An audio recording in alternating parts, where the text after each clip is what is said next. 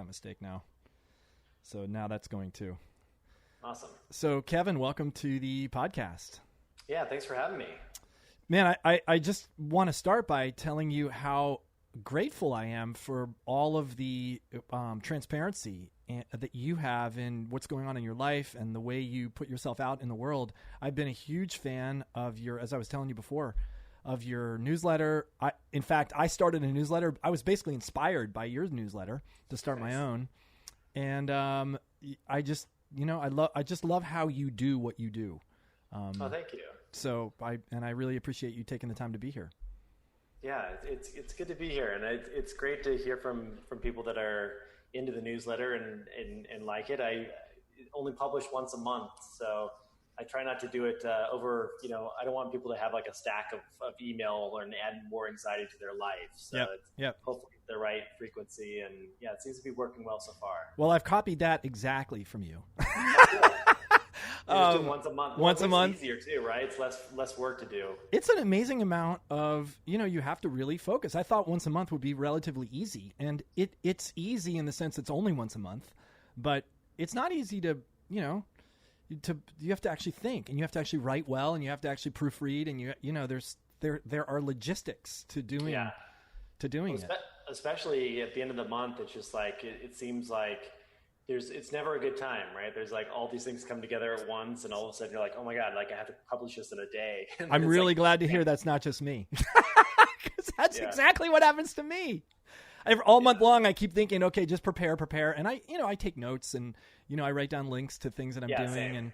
But it's never convenient, In fact, my July newsletter, I was very grateful that July 1st was on Sunday, so that I had kind of an extra day. I mean, I could have put it out on Sunday, but I figured that's kind of, I don't know if anybody's going to open it on a Sunday. Yeah, exactly. I always avoid the weekends as well.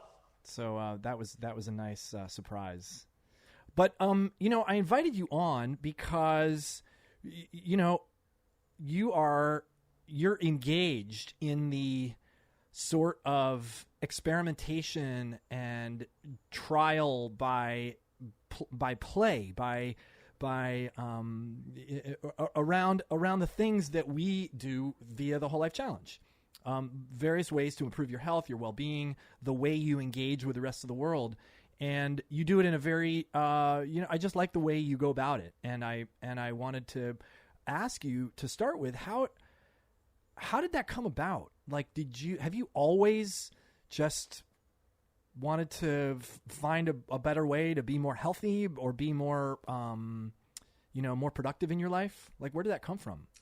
It's a good question. I'm trying to think back when, I guess I've always been intrigued by ways to optimize. And I think that later in life, it's been for a couple different reasons. One is that I've figured out that I don't want to be living the startup life. I don't want to be working, 80-hour weeks. I want to really find and balance in my life. And that means that when I am working, I am very engaged and very deliberate about what I do. And so when I try to go heads down and get into the projects that I'm working on, it has to be, in a way that's very productive, and I see results in a short amount of time. But then when, it comes time for me to stop, I also want to be able to completely check out of that mode and go into a mode of not having to think about work at night or not having to check my email at night, and just really live a more balanced and fulfilled life that way.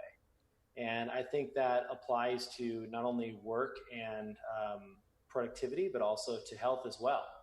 And so for me, it's about figuring out what are the things that I can do to optimize my body so that I can just live a life that is, free of disease as much as it can be, that as I age, my body still works and functions, and I'm able to do the things that I want to do, especially because I have a little rambunctious 8-month-old right now. So just knowing that I started that part of my life a little bit later means that I want to be around for a long time.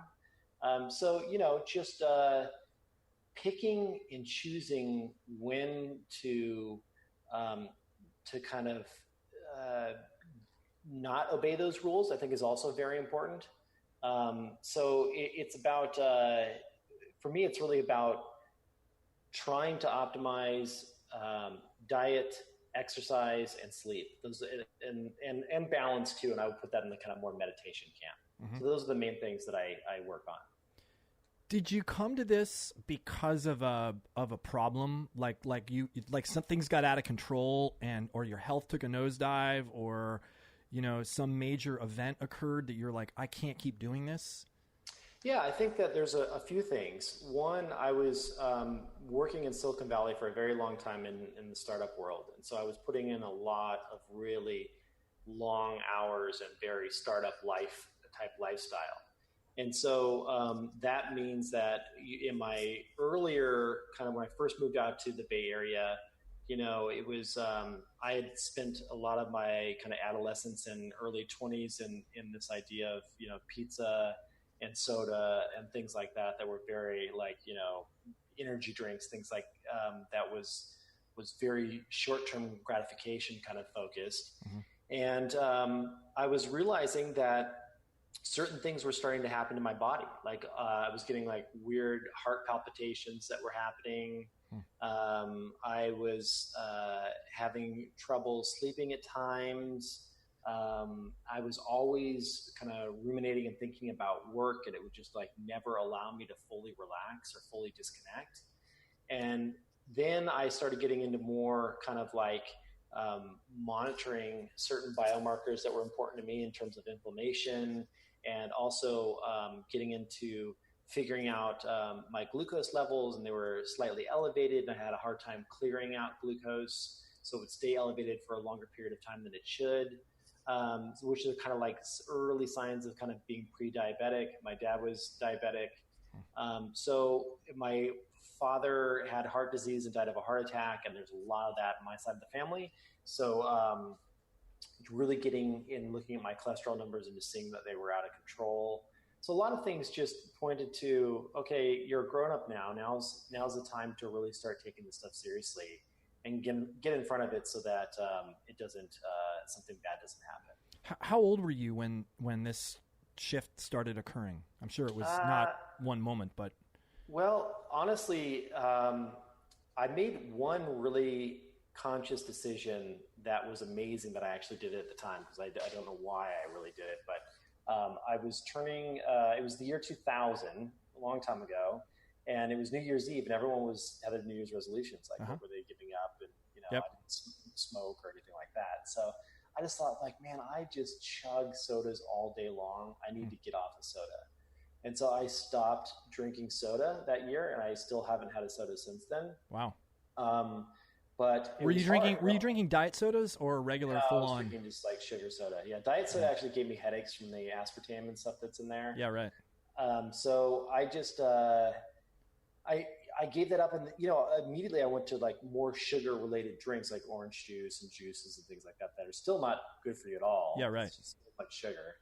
And but that was a way for me to eventually get into tea and kind of get out of that and start drinking tea as my substitute. And that's what led me down the path of really getting into tea, and then eventually kind of taking it really seriously and becoming a certified tea master and traveling all around the world to study tea. And so that was a fun, like I would say pretty much all of my 20s I spent doing a lot of that. But it wasn't until my 30s that I started getting into more of the paying attention to cholesterol and different biomarkers. It's funny, you and I have the soda thing in common. I used to be sponsored by Red Bull, and so I had a never-ending stream of Red Bull whenever I wanted. I was the life of the party. I'd show up, and I'd have 4 cases of Red Bull on my shoulders, and I had a Red Bull fridge in my house, and then I used to take it to the office, and it was Red Bull and Diet Coke and Diet Dr. Pepper. Man. And I was a professional athlete, so I could get away with it. Like that was the positive and yet negative thing about being super fit and super active, is I could basically eat or drink whatever I wanted, and everything would still work. Yeah. And boy, I remember when I first stopped. Well, it was the first whole life challenge. It was I didn't really even want to do it. The first version of the whole life challenge. And, I just made it my mission to get off any of the sodas. And that was in 2011. And I bought a soda stream, threw away all the syrups, and just had bubbly water. And I have never had a soda since. And yeah, I love sparkling water. Sparkling water is a great way to kind of get that sensation of the fizziness in the soda without having, the actual bad stuff. Yeah, right. Well, so when you got into the biomarker game, how did you know what to do? Did you have relationships with people that you already could turn to tell you where to start? It's not, I think a lot of people in the world are not that yet, even though I've known about it for years. I think people are just starting to wake up to the fact that you can actually do this stuff. How did you come about taking that step? Yeah, I think that the first thing that I wanted to do, one is this idea of kind of like body hacking or this whole world of nootropics and supplementation to improve certain things has started to really connect and blow up online. And so there's a handful of people that had podcasts about this stuff. Tim Ferriss, a great buddy of mine, was really into this stuff when he was writing his books. And so I was watching all the crazy experiments that he was doing to himself, all the different blood draws. Yep. I would just ask him a lot of questions about what he was doing and why. And so I was kind of learning off of Tim, and then Tim introduced me to Dr. Peter Attia, yep. who's really well-known podcaster and doctor in this kind of longevity space. And so I started working with him. Dr. Rhonda Patrick is another one that I learned a lot from, especially when it comes to genetic polymorphisms and things that you can do with your 23andMe data to really look at how your genes influence a lot of these different markers. And so it was that it's just a lot of reading and a lot of listening to these different podcasts and kind of like hearing about something and be like, okay, I understand that if I have my 23andMe data, I can export that and I can bring it into these tools. And so Rhonda created this tool on Found My Fitness that allows you to tie in your account, and then it spits out a custom report for you based on your genetic profile and tells you where you may be deficient in certain things. And it's custom tailored to you. And I was like, well, that's awesome. And it's backed by real solid science. And these are actual scientists doing the research. And so that's the other thing too, I think that's really important is so many people these days, they listen to doctors online. And I feel like the majority of doctors just are either 5 or 10 years behind the curve, or they're just, they're not really trained scientists. They don't really understand how to interpret the data or do run these experiments. And so for me, I've always stayed away from doctor recommendations. And I've always gone directly to where the real data is being created, and that is by the scientists. Yep. And so working with doctors that actually work with scientists or the scientists themselves is for me, has been the only way to go. And then it's just like doing a full panel of blood work and looking and understanding these different markers and saying, okay, I'm out of range here. What does that mean? Like if my C-reactive protein is high, what does that mean? If my homocysteine levels are high, how do I address that with B vitamins? And oh, wait a second, I have a polymorphism that's in THFR that means that I am a bad methylator. How do I go in and take a methylated B vitamin that will then lower my homocysteine levels, which lowers my potential risk for cardiovascular disease? So it's like just like really understanding these things and following these kind of like who I would consider to be these just really thoughtful, awesome resources online and learning as you go. Well, that all sounds. That sounds.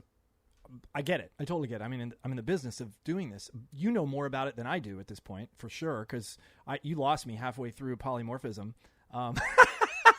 which is fine. But I would bet that most people are not going to absorb the kinds of relational capacity that's needed to interpret the results of tests the way you have.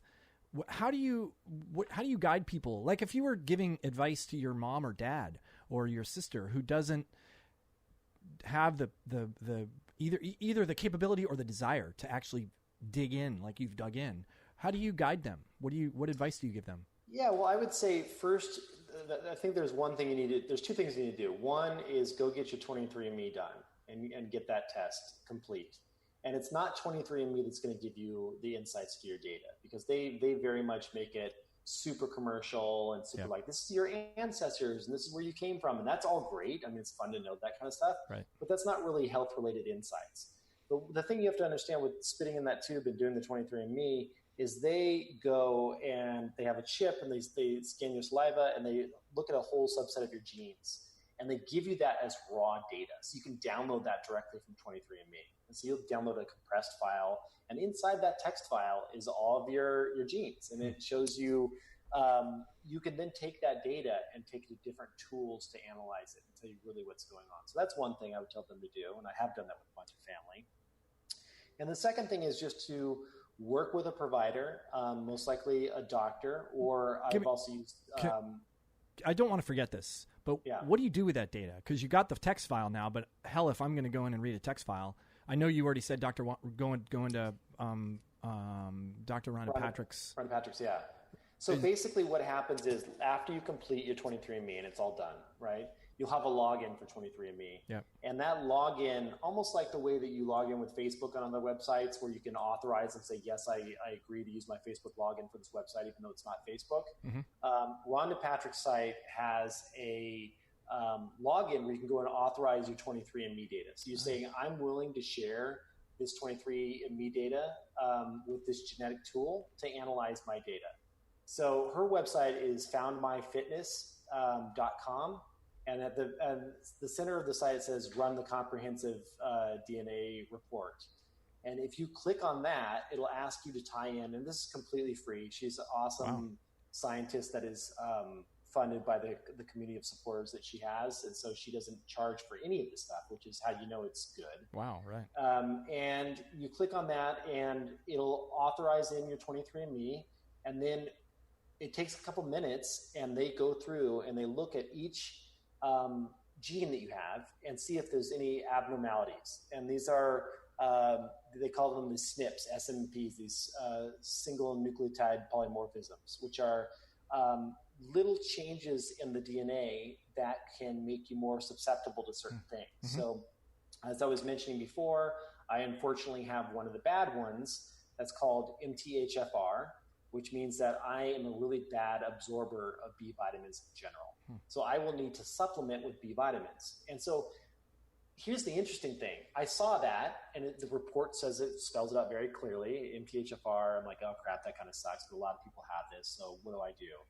And then what I did is I did this full blood panel. And when I got the full blood panel back, and I use a service called wellnesseffects.com, and I got the full blood panel back, and it's nice because you don't have to go in and see a physical doctor. They just give you a form, and you go to the blood center, and then you get your results back online. And I noticed, like, this is a real-world example, my homocysteine levels were elevated. And it says, it's very clear that it's in the red, right? So you go and look at that, and you're like, oh, what is this? Okay, homocysteine, it spells it out very clearly. When it's elevated, is linked to higher cardiovascular risk and all these different things. And it turns out that people that don't absorb B vitamins have elevated homocysteine. So you draw those two connections, right? And then you say, okay, I get it. I have this issue with my genes.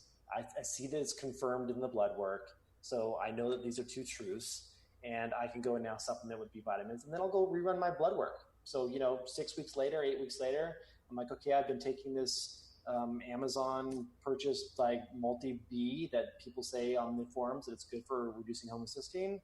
And now I go get it rechecked, and sure enough, it drops down 5 points. I'm in a normal range. Wow. And I was like, wow, I learned something there. That's awesome. So that's just one example of probably, 100 different things that she checks for and presents back to you in that.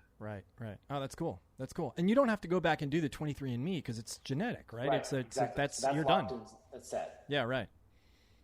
But you learn a lot of different things. Like, for example, there's certain polymorphisms that if you have, you are at a greater risk for Alzheimer's disease and cardiovascular events. And there's just a lot of, it's such a new, exciting field. Yep. Like this idea that we would look at our genes and be able to see what we're kind of predisposed for.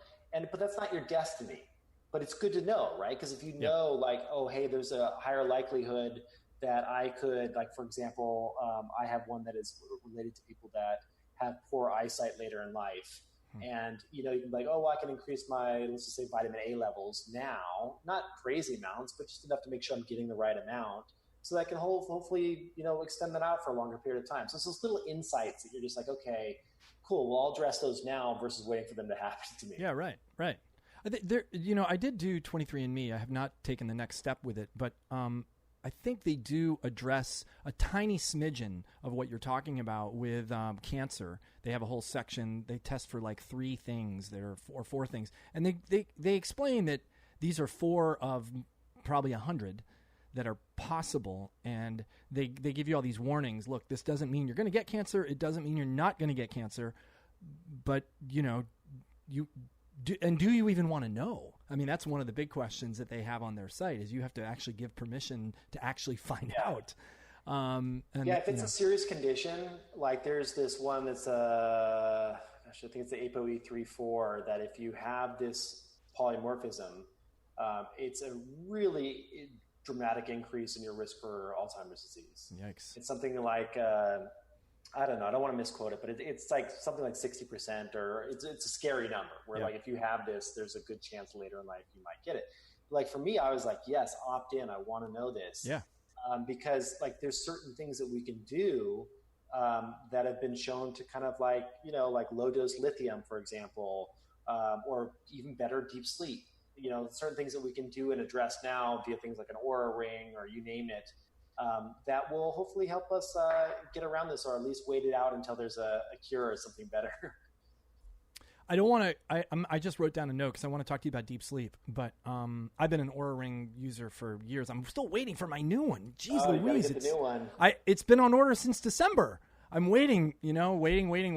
Like I decided about 3 weeks ago. I'm not going to be neurotic about checking my email first thing in the morning for the Oura Ring order that's suddenly coming. It's just going to come when it comes. Yeah. But God dang, it's like.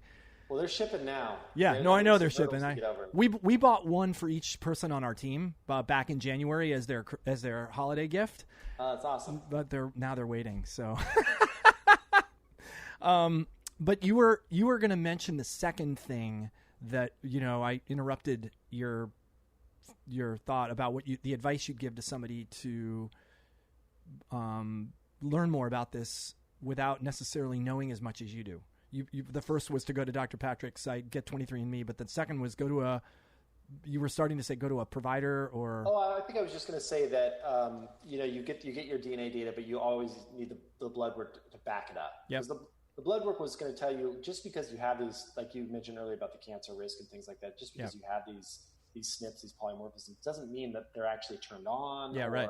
There's a lot of other things that could come into play there. So you need to.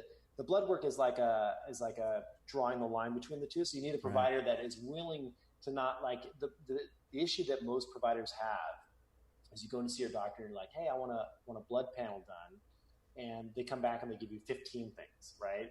And if you look at you don't have to use Wellness Effects. I have no affiliation with them, but if you look at what the full screen that they do, they're doing like 5 different markers of inflammation. They're doing your insulin levels, your fasting glucose. Like, they're doing a bunch of stuff that you should just make sure is included in the work that you get done. So when you don't go get pricked, you might as well give, 5 tubes or 7 tubes rather and get it all done at once. Yeah, right. Totally.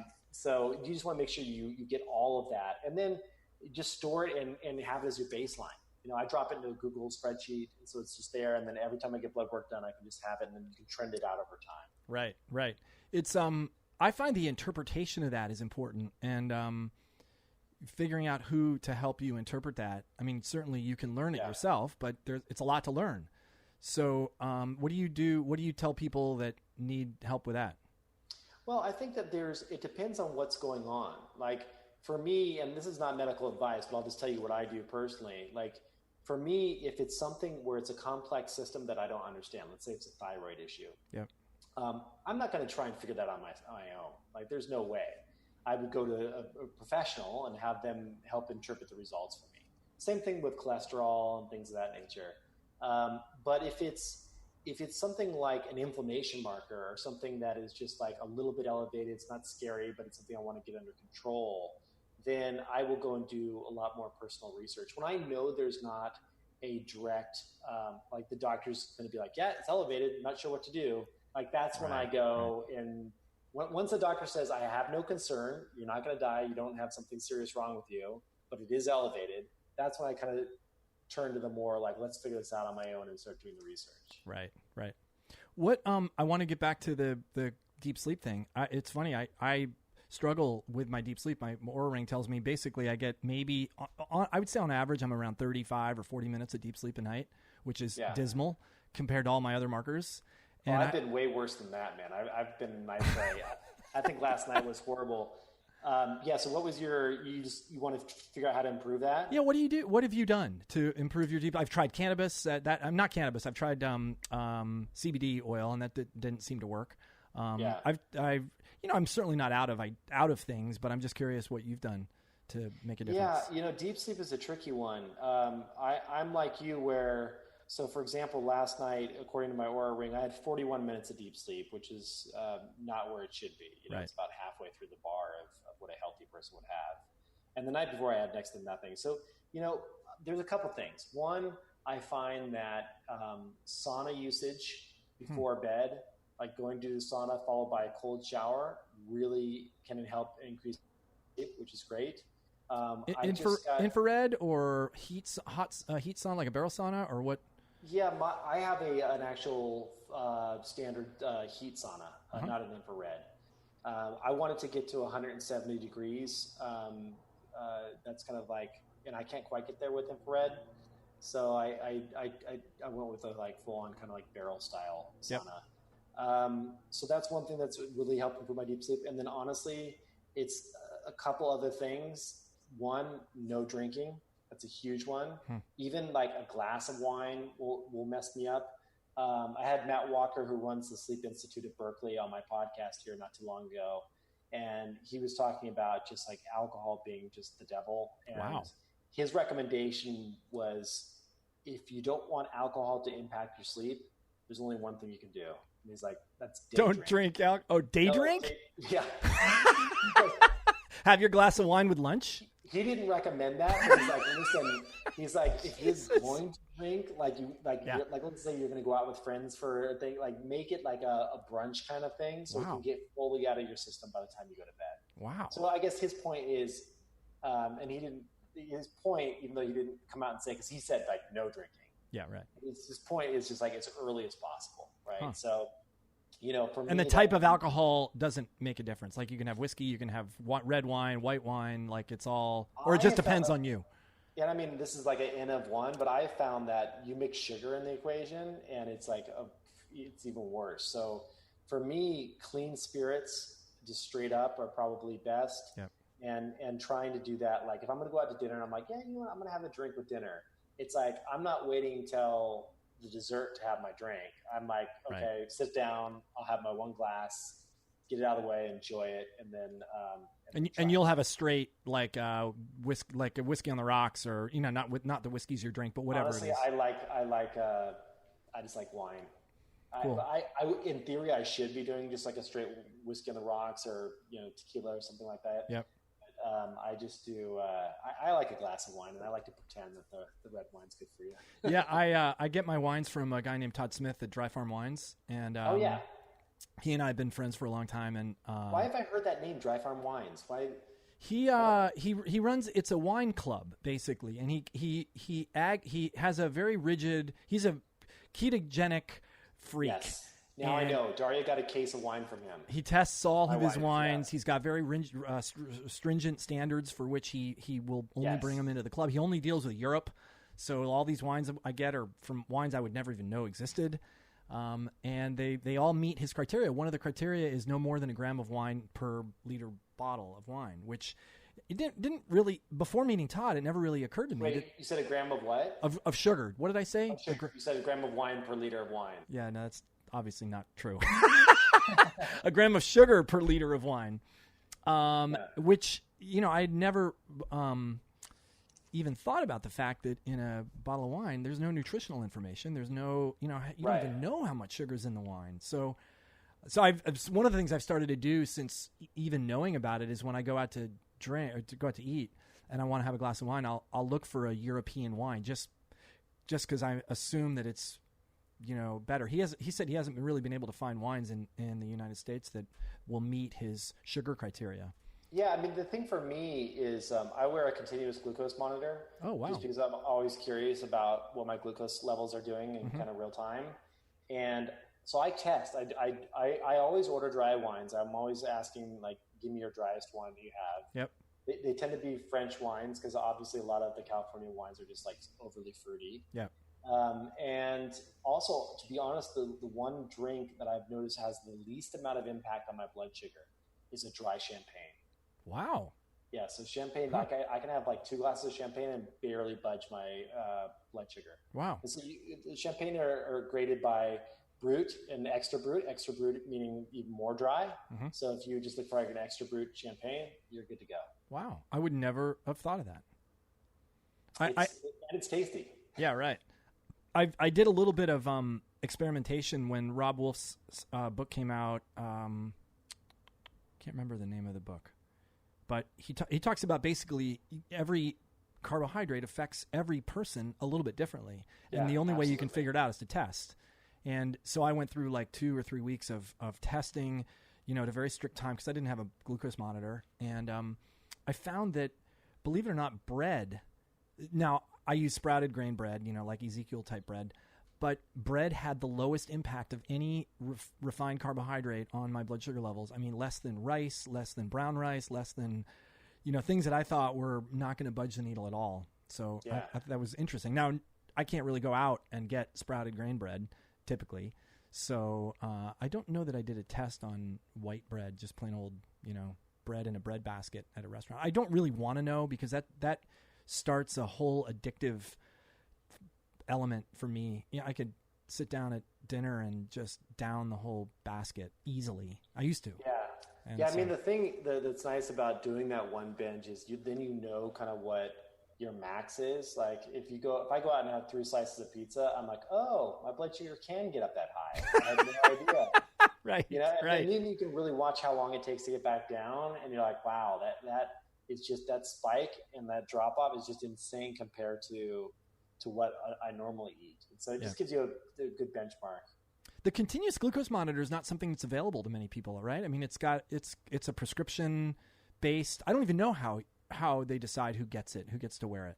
Yeah. So basically you can go to your doctor and the conversation to have is not that you have diabetes because they're going to know that that's not true. So you can say to them, I've been really fascinated with like trying to learn about my glucose levels, and I hear that it's linked to a bunch of other diseases, and I just want to get a prescription for a Dexcom. Dexcom makes the best by far. There's a new one out that just came out called the G6, and all you need is the little applicator to like push it to your side and a smartphone, and this reports right back to your smartphone. Wow.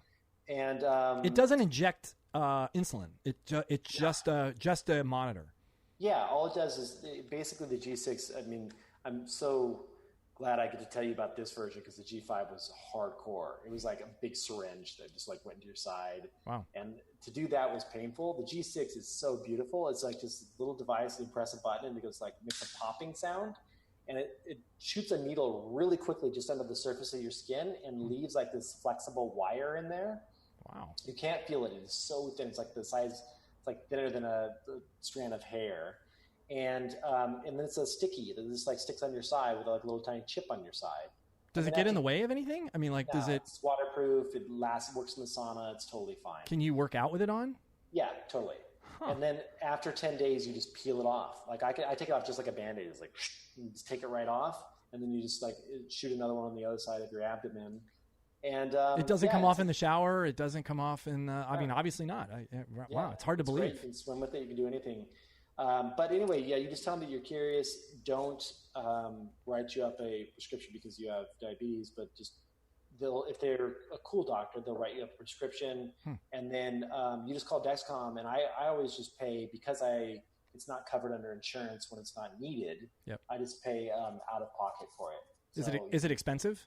It is pricey. I mean, it's a few $100s.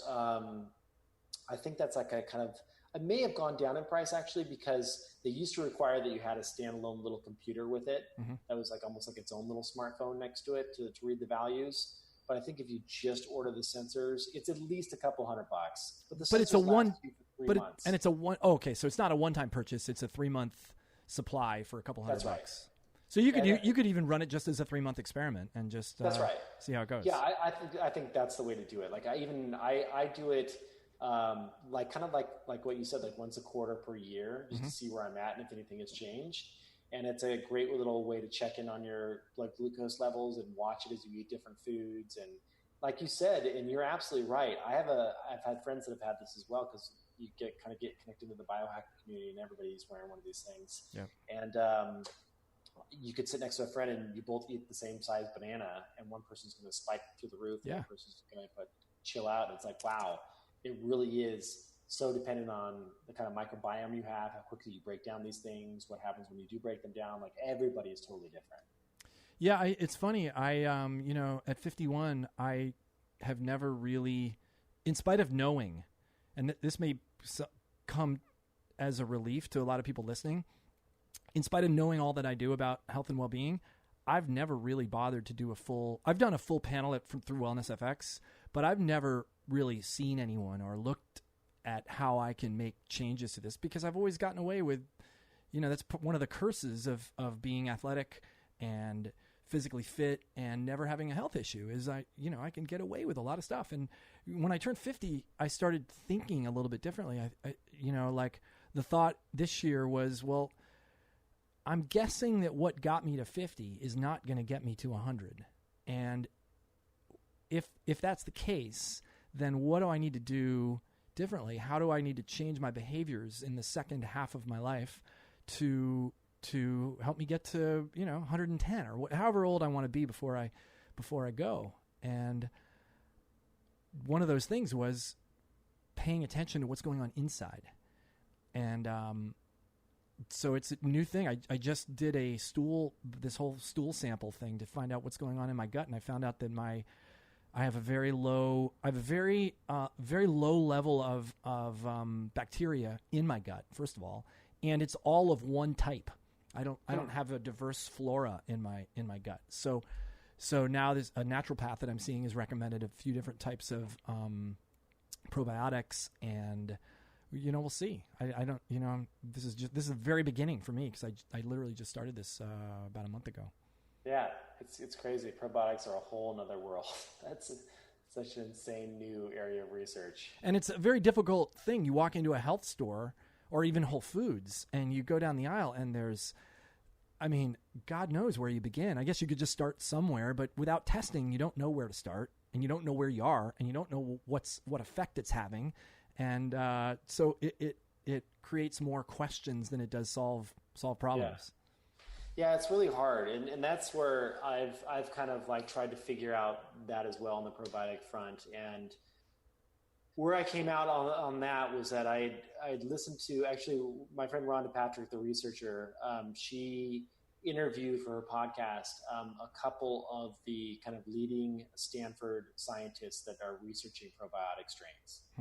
And they have a book out about probiotics, and they're just kind of world-class scientists out of Stanford. And I believe they were the ones that told her about a company called VSL, and VSL was the brand that they recommended. And so I've been on that since. It's called VSL number 3, and it's not a brand that you find at Whole Foods. They don't sell them there. Is it the kind of supplement that's like it lives inside a doctor's office, like it has to be connected to someone who is a... It says it's medical food on the outside, and typically doctors prescribe it, but you can also get it directly from the website off prescription. Oh, cool. But yeah, that's just another example of I think that the thing that most people miss out on is they do walk down Whole Foods and they talk to the random person that works there, and they say, hey, well, what should I get? And sometimes that can work.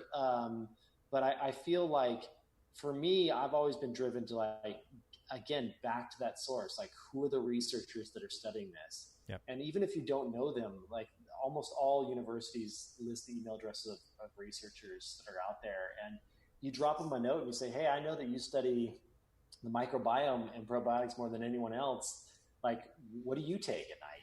Just out of curiosity, and you'd be surprised how many of them will write back and be like, well, this isn't medical advice, but this is what I prefer based on the research that I've done. And they know more about the strands than you ever will, right? Yeah. And so you're getting right at the bleeding edge of the research, which is what I love to do. Yeah, that's really, really cool. I would never have thought that you would necessarily get replies from people like that. It's refreshing that you can. That's cool. Yeah, if you make it just really lightweight and just be like, hey, I'm not looking for medical advice, but I'm just curious what you take. Yeah, right. Because a lot of these researchers are scared to say, hey, go do this, and then you do something, they end up in a lawsuit, blah, blah, blah. Nobody wants that. So that's the way I always kind of phrase it to them. Yeah, that's really cool. So I want to, I guess it's not really shifting. We're talking about the same kind of stuff, but your apps, Zero and Oak, how did you get started with the meditation, going down the meditation road? Was that part of this tea? To me, those are linked. They might not be at all for you, but to me, tea and tea drinking and Zen and Buddhism and meditation are all connected. How is that for you? They were certainly linked in terms of where I lived at the time. When I first got into meditation, I was living in San Francisco, and I was very lucky enough to randomly end up living in an apartment across the street from the San Francisco Zen Center. Wow. And so, and across the street from that place was a Samovar Tea Lounge. So there was a tea lounge and a Zen Center directly diagonal from each other. And I was 4 doors down. And so I decided to, take a class there in Zen. And that's what kind of kickstarted this thing. And then I started playing around with the different meditation apps. And then I studied transcendental meditation as well, which is a form of mantra-based meditation. Mm-hmm. So I've kind of explored a few different disciplines. And it was in sitting and just finding a little bit of space and a little way to examine my own thoughts and on my own terms, my own time, that I found a lot of benefit. Mm-hmm. And I understood, I was very lucky in that I understood and could feel the benefit of it pretty early on. Some people, it takes a few months before they start to notice little windows of benefit in their life. Mm-hmm.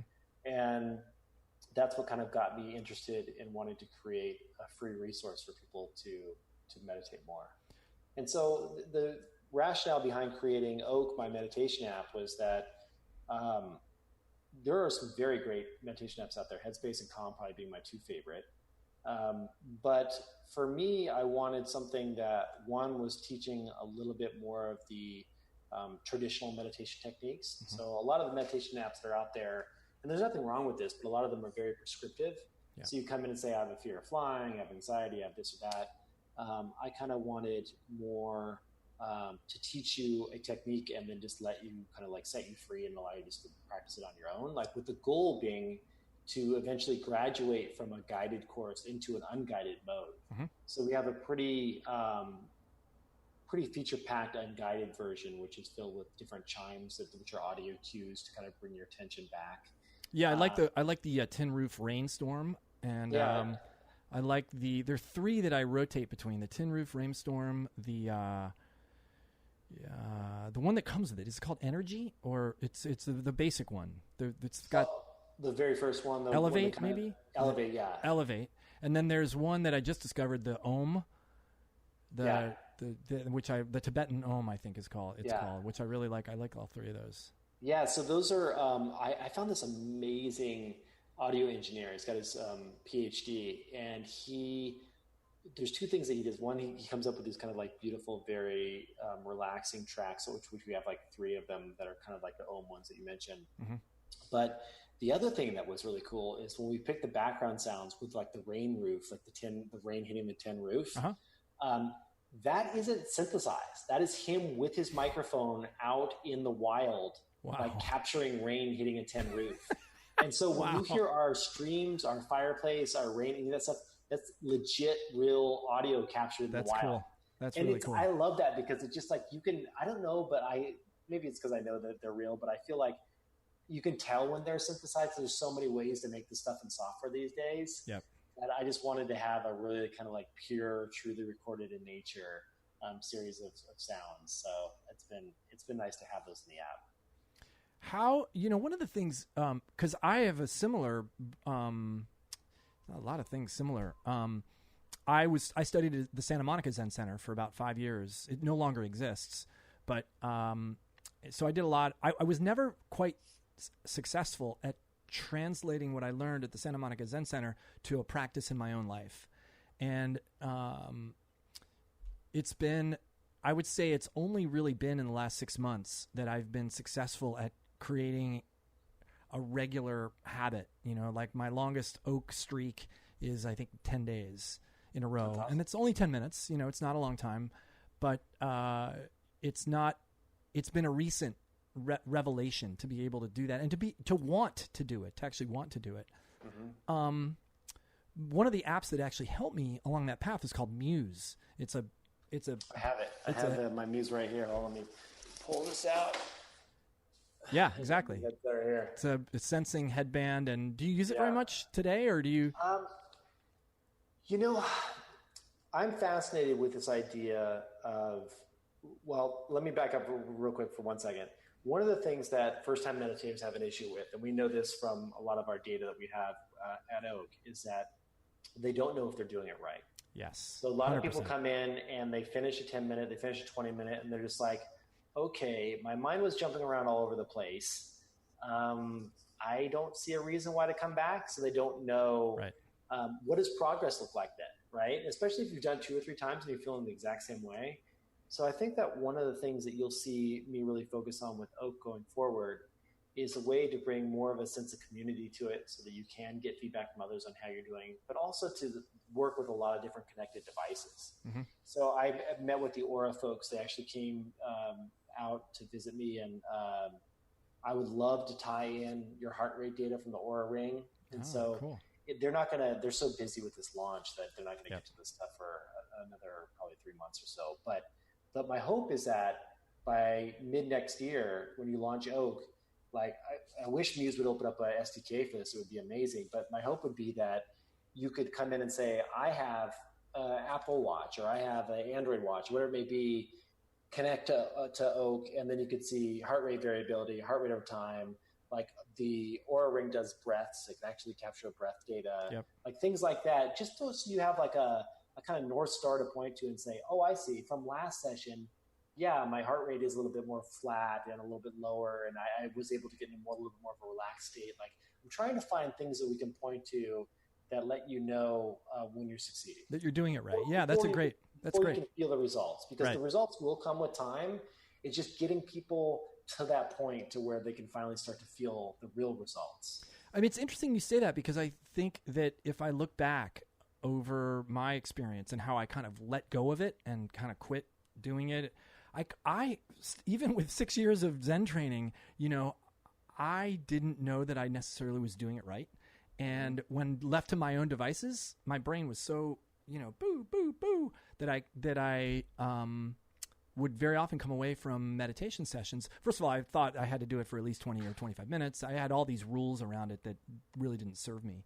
But I never really got the sense of knowing that I was doing it right when I wasn't at the Zen Center.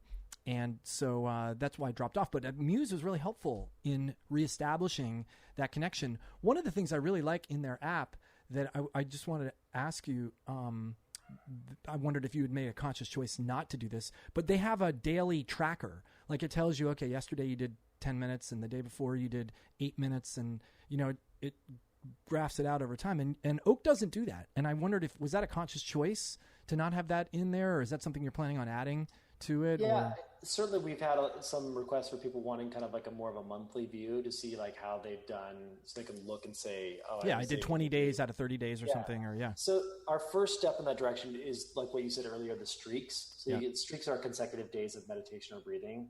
And so, that was our first. I have the tricky thing is, and this is like when you do software development, it's always difficult, is you have a list of probably 15 features that you want to build.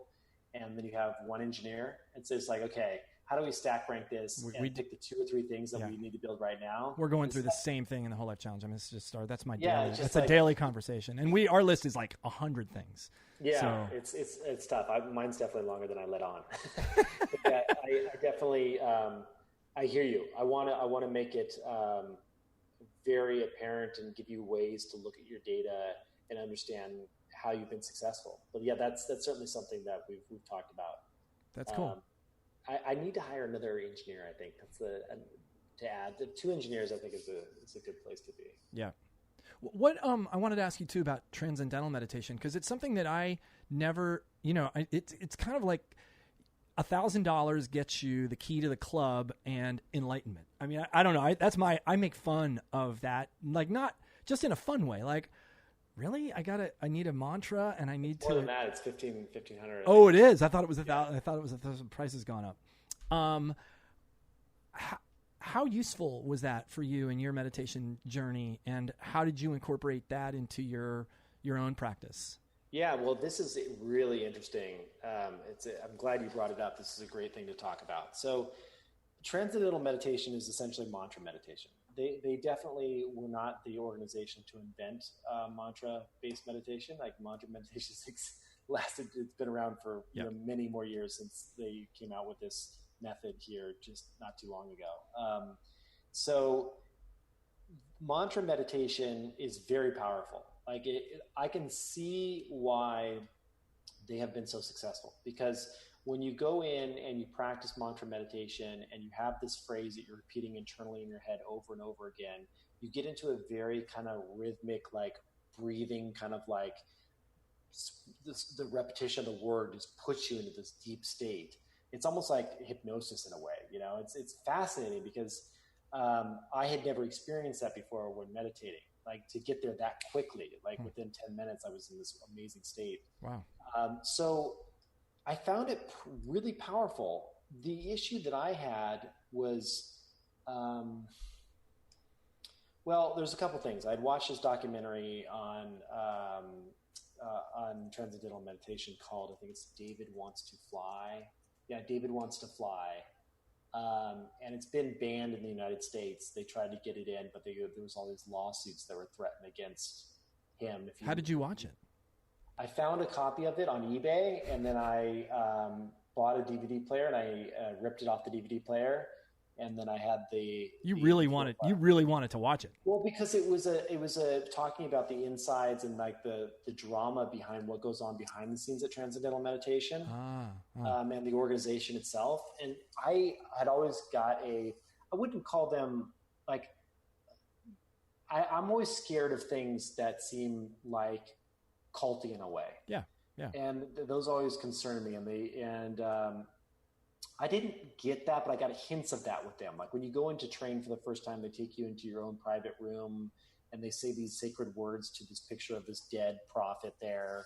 And they are not prophet, but they're guru. Mm-hmm. And then they have like it's very traditional in that sense. Mm-hmm. And then they tell you a secret word that is your mantra that cannot be told to anyone else. And if you Google it later and you look it up, it's just based on your year of birth, and so everyone gets the same secret word based on the year of birth. Huh. And I actually was able to match mine straight up.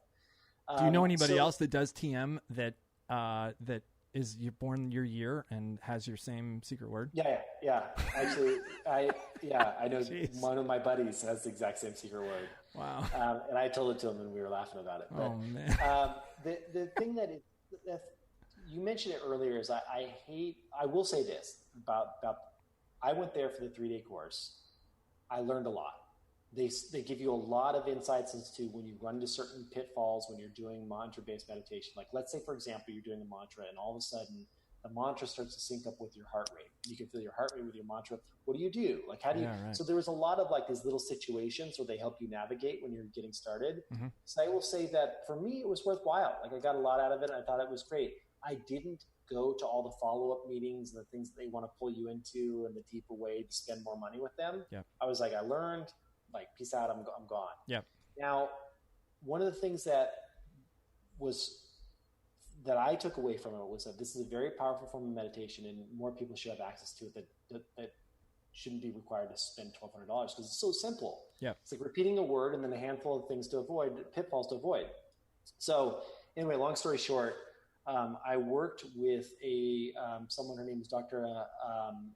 Patricia Carrington, who has developed this form of mantra-based, non-religious mantra-based meditation. And she studied this at Princeton, actually did a few different research papers on different mantras with students and the studies that she did back in the, I think back in the 80s or 90s. So she's been doing this for a long time. And so she licensed me her mantra-based course, which is about 5 hours of material. And she covers all of the pitfalls and all the things you run into and how to get started with your own mantra practice. And it's really awesome content. So I went and licensed that from her. I'm going to include it in the app completely for free. Wow. That'll roll out sometime in the next, I'd say probably month and a half. I was going to ask you, is the loving kindness meditation similar to a mantra-based? Because it has you repeat that may be happy. Yeah, it is in a way. It is in a way. Mantra is very specific, one word kind of going over. The loving kindness is more intention-based, like you're wishing this for yourself or others, like goodwill for yourself or others. Mantra or metta meditation, which is the technical term for loving kindness, has been around since about 400 BC. So it's been around for a really long time. It's technically a different form, a different discipline. But I think they're both really, really awesome. So I'm excited to roll that course out because I like with all these forms of meditation, the reason I don't charge for any parts of the Oak app is I feel like this stuff is like you record an MP3. Like, why should I be charging for an MP3 that just gets played over and over again? Like, why not just give it away? Like, this is all information that we didn't invent. Like, let's just set it free and see how many people we can get using it. It's really cool that you have the resources and time and desire to make it open and available. Like, I really love that, and thank you. Yeah, I appreciate that. Yeah, I think that for me, I have like 3 people more or less working on this full time, and eventually I would like to figure out ways that we can just get to break even. But it won't be for charging for courses. I think I'll probably do something along the lines of more of a donation model, pay what you can afford. I had this idea where I was like, okay, what if we just charge like a really inexpensive fee for certain kind of social features, and then if you meditate a certain amount of times per month, it's just completely free. So I'm trying to figure out like maybe like the encouragement is like you get a completely free app as long as you meditate 10 times a month or something. It's funny. It's funny that just reminded me of a model that I wanted to. I wasn't ever really serious about trying it, but I thought it would be really interesting. Like, because I owned a gym I owned CrossFit Los Angeles for 13 years, and I always thought, well, what if you charge $1,000 a month, some ridiculously high number, and for each visit, based over the course of the month, you got an amount taken off of that payment, so that by the end of the month, if you came, 25 times, you wouldn't have to necessarily. It wouldn't measure how hard you went. It wouldn't measure. It would just measure showing up. And if you showed up, say 25 times over the course of the month, it was free. And there's a fear in that. Fuck, I might go out of business because I'll make more money. But it's a crazy social experiment that's probably worth doing. It would be really, really cool to see how that model played out. If I had, unlimited resources and that wasn't my primary source of business, I might have tried it. Yeah. Something like that could be really cool. That's what I was thinking as well. Is there a model that we can do here that's just completely different, that isn't about, I feel that we as like modern humans, we have so many different services that we pay for these days, whether, it be on Netflix or HBO or gym membership, or it's like, I just don't want to feel as like it's just like one more service unless we can add a ton of value in some way. Right. I don't know. I'm still thinking through it, but yeah, the idea is that the kind of MP3 based course stuff will always be free. Oh, that's really cool. So I want to shift gears into your other app. How are you on time? Because we've been going for an hour. You know what? I do have to run soon. So probably another 10, 15 minutes would be great. Okay, cool. What is your other app? Now, I haven't really played with your other app. It's called Zero, right? That's right. And that's intermittent fast, or is it fasting, intermittent fasting, or tell me you can choose any type of fast that you want to do on there. So the idea is that I just kind kind of like with Oak in the sense that I've been doing this type of practice. I wanted to build something for myself that I thought would be useful. And so I built an app that allows you to track your fasting. Some people use it for intermittent fasting. Some people use it for religious fasting. Some people use it for multi-day fast. Like there's a whole slew of different use cases out there. But I would say that the trend that has been happening over the last couple of years has been this idea of doing these 16-hour fasts where you have your last bite of food just before you go as you finish dinner, and then you don't eat again until around noon the next day. And it's what I do actually. So yeah, I put butter in my. Actually, I'm starting now with ghee. So I do ghee and coconut oil in my coffee. Yeah, which I know I listen to Dr. Rhonda Patrick too.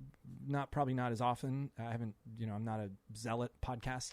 There's so many freaking podcasts to listen to. Such a hard time like figuring out. I only have so many hours in a day, and I've been on a Jordan Peterson binge watching streak here, so I've let other things slide. But she talks about how even fat will knock you, that doesn't matter, caffeine or whatever. Right. So but I need it in the morning, so for now that's I hear you. It's hard. I don't do it all the time, but when I'm about to do another 5-day fast this Sunday, so I do that once a quarter. That's kind of my go-to thing. Yeah, but the app, like with Zero, it's just like a really simple 3-screen app. Does it give you advice on how to do it, or does it just let you track what you're doing? It gives you like one of 3 different ways when you come in. You can set up your own custom, or you can say, I want to do 16-hour, I want to do 5-2. You can kind of define what you want to do there. But it's crazy that this fasting movement, how big it's gotten recently. We've had, I want to say probably like 10 or so million fasts that have happened in the app since it started. So it's been nuts watching that grow. And a buddy of mine has actually helped me out with developing it now, and he used fasting in conjunction with his chemotherapy treatment, and that was really helpful for him getting into remission. And so he's a big believer and a great product guy. So I have him helping me out, which is great because that product really continues to grow. Yeah, that's really cool. Yeah, it's probably something I will check out. I just haven't yet. It's just one of those other things that are right outside the inner circle of things. I have a list of those as well. Just a couple more things. I wanted to ask you, this is just a silly question. How did it go learning the splits? Did you get the splits I'm still working on it. So 4 weeks did not happen. Yeah, so I don't know if you've seen, I put a couple Instagram videos up. I actually have a machine that helps you do the splits now. Is it the one that you crank and you... The old school... Yeah, from the gymnastics. It used to be in the gymnastics gym I trained in. Yeah, exactly. So I have one of those now, and that's like, I'm just like cranking that wheel, and it's like pushing my legs further and further out every day. My thinking initially was like, oh, I'll just go in there, spend 5 minutes every day, and I'll just like pick up a 1/4 inch or 1/2 inch every day. And it's like, no. After like 4 or 5 days, my legs are like, yeah, we're not going another 1/2 inch. Yeah. I mean, you get to a point with the splits. I mean, I've had a similar intention is to be able to do the splits, and I've tried, I don't know, I've probably started some sort of a stretching routine 5 times in order to do that, and I've given up each time because I just don't see enough progress to make it feel worth it. Well, the other thing I'm having now is that I took yesterday off because I'm in pain. It's like my muscles are like hurting after doing these stretching. Right. And so it's a big deal. I think you have to. I don't want to injure myself. Yeah. How horrible would it be to like pull your groin and like be injured? So off of something that's so stupid as wanting to do the splits. Right. So I'm taking it slow, but I'm still working on it. Is it a Chinese split, or is it I don't know what they call the front to back split? Are you working on the one that's legs to the sides? The full Jean-Claude Van Damme. The Jean-Claude Van Damme. Yes, I love it. Yeah, that image of him jumping up on the countertops with his legs. It's just of course. God, it's classic. Kids watching that, it was so great. They're like, wow, that dude's amazing. What so many more questions I could ask. What if you had to choose something in your routine, and you had to get rid of everything else, and you could keep one, maybe 2 things that are really like full on essentials to your life being full and fulfilled. And I know you have I wanted to get into stuff with your family life now that you have a baby, but we, obviously we have an hour and 15 minutes, so not enough time. But what would those things be? That's a good question. I think certainly nature has been a big piece of what I've been enjoying lately. So just trying to find some time to get outside, and I combine that with kind of like either seated or walking meditation, but just trying to find some space that way, and just like really just observing and watching not only the trees, but just using that time outside to also observe my breath and do little mini meditations. That's been huge. In Japan, they call it forest bathing, where they plan these trips out into the forest, and they've shown that it reduces cortisol levels and different stress hormones in the body. Just by, that's not even meditating, that's just the act of being in nature. And you can be talking, you can be hanging out with your family or whatever. Just going for a walk with some friends, things like that. And so we're up here this summer in Portland, Oregon. So just hanging out, doing lots of walks in the trees and enjoying that. I think that's been really key. The other thing in terms of just overall just feeling amazing, certainly the sauna. I mean, the sauna is such a great substitute for alcohol at night. Wow. Going in, and they have these little tiny sauna tents. If you don't have a sauna at home and you're like, how does this apply to me? Yep. They have these little tents that you can buy on Amazon. They're like $200. They're infrared. They go around your neck and you sit in a chair. Oh, you're yeah. fully enclosed. And you can do a little mini sauna like that and really get into a good sweat and come out of that feeling pretty euphoric and ready for a good night's sleep. So definitely there are so many health benefits that come with the sauna. You should check out, again, Rhonda Patrick. I keep plugging her. She owes me a smoothie or something. I need to have her on the podcast. Maybe you should. Maybe you can introduce me to her. Yeah, she would be a great person to have on the podcast. But just her report on sauna usage, where she pulls all the different published papers together and does a video report on it. Does she? I can't remember. Is she a proponent of the infrared, the near infrared, or the heat, the barrel sauna style? I know that she's done both, but she is a fan of getting all the studies that show the increases in longevity, reduced dementia, and reduced cardiovascular events have pointed to 20 minutes a day, minimum of 3 days a week, a maximum of a full week long, with the effects getting even more intense the more you do it, at 170 degrees Fahrenheit. So if you can get to 170 for 20 minutes a day, that's where you want to be. Whether it's infrared or not, however you can do that. That's right. Right. Honestly, a lot of people now are starting to use really, really hot baths as well. Wow. Same idea, right? You're just like heating the outside of the body, go up to your neck in really hot water, and sit in there for 20 minutes. That seems hot. 170 degree water. I've never measured my bath water. I don't know that you would be able to do it at that temperature. I mean, judging by that's what you percolate green tea at, right? 170, 160, 175. 175 green, 185 oolong. And I mean, that's hot. I can't drink it at 175. Yeah, I mean, it's certainly hot, and I know that obviously full contact water on the skin surface is going to be a lot more intense than, say, sitting in a sauna. Yeah, right. That's interesting. I would never have guessed you would say that. The sauna, if you're going to choose two things, being in nature and then being in the sauna. I mean, I don't know what I did think you would say, but those two wouldn't have come to mind. So that's cool. Yeah, those are for me in terms of just the general overall happiness. Like, obviously, time spent with my daughter is number one, and with my wife, and like I'm talking about things that you can do kind of independently, a family that are just like going to make you feel amazing. Yeah. Well, thank you so much.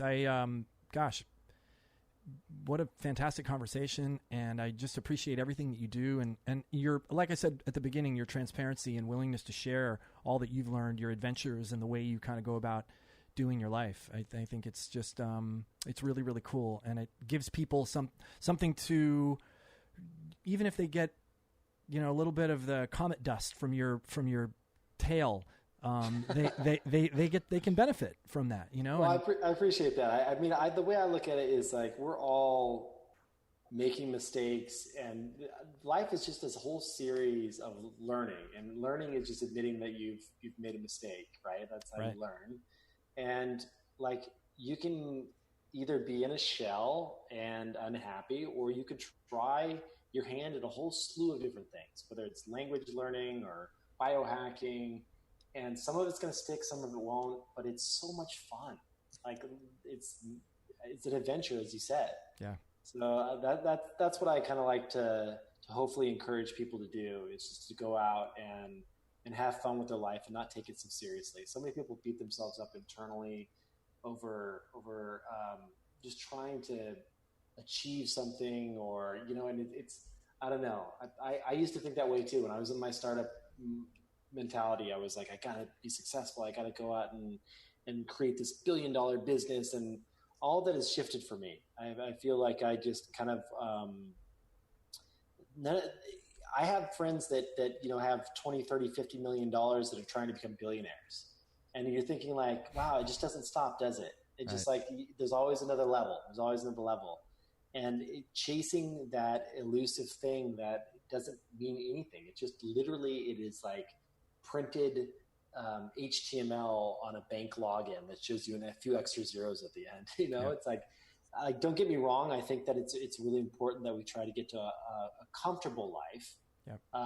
Because living in poverty and living without having to worry about where your food is coming from is not a good place to be in. So I'm all for getting out of that state, but I just think that chasing these other things, time is better spent on focusing on yourself and just really enjoying the life that you have. It's a question of enough. What's enough? Right. Exactly. And then what is success? Exactly. And I think if you don't spend time with those questions, life pulls you by the tail. And, it's easy. And I've realized that for me, enough is rain hitting me in the face and hanging out with my Labradoodle and my family. Like that's where it's at.